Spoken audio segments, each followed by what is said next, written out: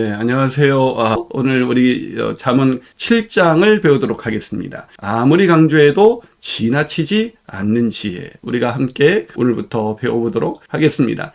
첫 번째, 성적 유혹으로부터 지켜주는 지혜다라고 솔로몬은 우리에게 말해주고 있습니다. 즉, 성적 유혹으로부터 지켜주는 이 지혜를 배우는 것은 아무리 강조해도 지나침이 없다라고 말씀드릴 수가 있는 것입니다. 권면이다, 충고다, 조언이다라고 말하지 않고 법이다라고 솔로몬이 말하는 것은 무슨 얘기입니까? 이것은 지켜도 되고 안 지켜도 되는 것이 아니라 무조건 지켜야 된다. 자, 법을 지키지 않으면 어떻게 해요? 죄수가 돼서 어디로 갑니까? 교도소 가게 되죠. 우리를 성적 유혹에서 지켜주려면 이 지혜가 있어야 되는 것입니다. 이 결심만 있다고 해서 되는 게 아닌 것입니다. 자, 그러나 지혜를 지키지 못하고 어리석음을 선택할 때 음녀의 호리는 말에 넘어갈 수밖에 없습니다. 말이 그럴듯합니다. 그 말을 들으면 안 넘어갈 수 없다는 것이죠. 음녀는 먹잇감이 따로 있다라는 것입니다. 자, 음녀가 성적 유혹에 빠지게 하는 그 대상을 먹잇감이라고 표현했습니다. 참 살벌하죠?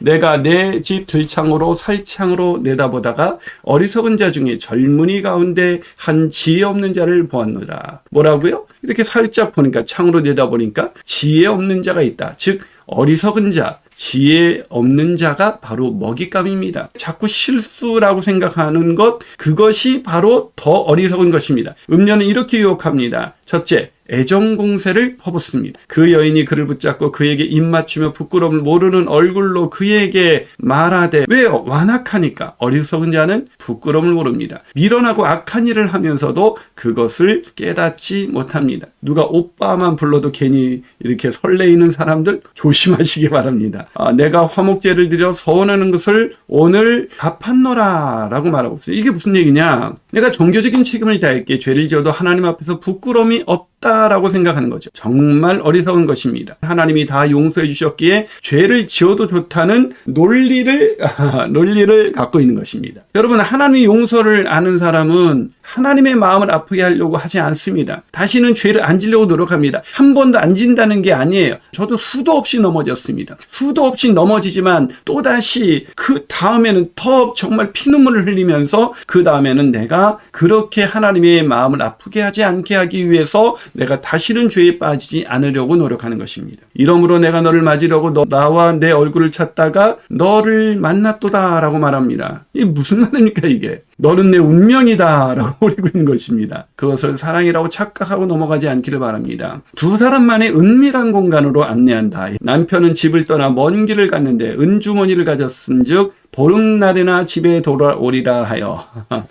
집에서 뭐 커피 한 잔 마시고 갈래? 예, 그게 이제 문제인 거죠.